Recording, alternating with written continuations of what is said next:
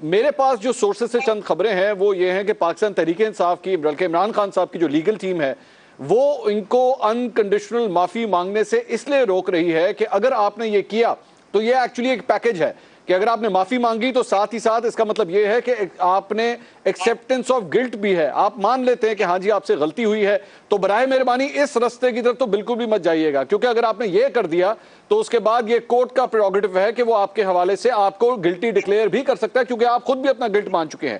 اس وجہ سے عمران خان صاحب اس روٹ کی طرف نہیں جا رہے۔ یہی سینسیبل ڈیسیجن ہے آپ کے خیال میں کہ اس کیس کو وہ فائٹ کریں تو زیادہ بہتر ہے؟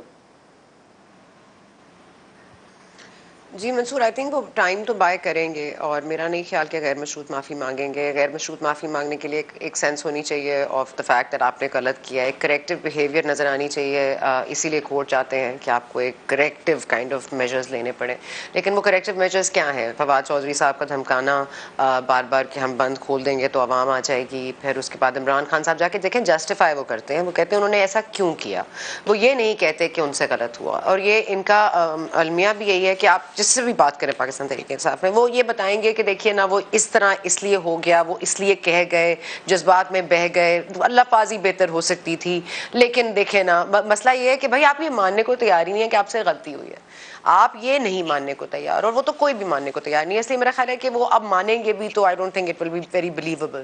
اس سے قطع نظر میرا خیال ہے کہ یہ جو کال دینی تھی، میرا خیال ہے اس سے پہلے ان کو کال آ گئی ہے، اور جو کال ان کو آئی ہے اب وہ اس سے اگین بائنگ ٹائم۔ دیکھیں اس وقت مجھے یہ سمجھ نہیں آ رہا کہ کون سی سازش اس وقت چل رہی ہے۔ ایک امریکی سازش تھی، پھر ایک ایکس اور وائی کی سازش ہے، پھر ایک پی ڈی ایم کی سازش ہے۔ وہ بار بار یہ کہتے ہیں کہ پی ڈی ایم کورٹس پر بھی اثر انداز ہو رہا ہے، تو مجھے یہ سمجھ نہیں آ رہی کہ یہ انصاف ہو رہا ہے یا یہ سازش چل رہی ہے۔ اور دوسرا یہ کہ یہ عمران خان صاحب کی بحالی کے لیے یہ کال دیں گے یا اپنی مرضی کا چیف لگانے کی کال دیں گے۔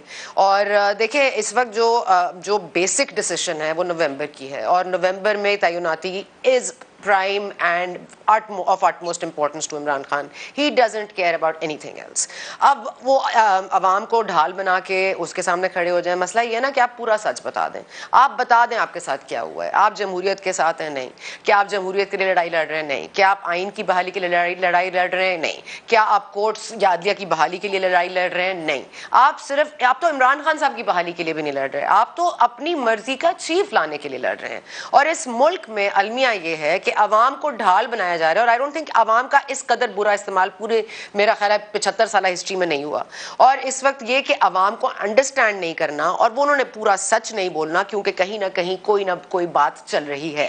اب وہ ایک سمپتھیٹک یا ایمپیتھک اگر ان کے پاس کوئی ایموشنز ہیں with in the cadres of the military, تو آف کورس ان کو پتہ ہے، اور وہی ان کو روکتے ہیں، وہی ان کو پل بیک کرتے ہیں۔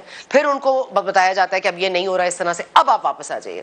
تو ظاہر ہے کہ اب ہر کسی کی شیلف لائف ہے، ہر کسی کی اپنی posting. I am just going to finish this. اور دوسرا دیکھیں نا، ہر کسی نے ریٹائر بھی ہونا ہے۔ اب 5 جنرل ان کا نام آ رہا ہے، ان کے نیچے بھی ایک جنرل ہے۔ I think that's of utmost importance.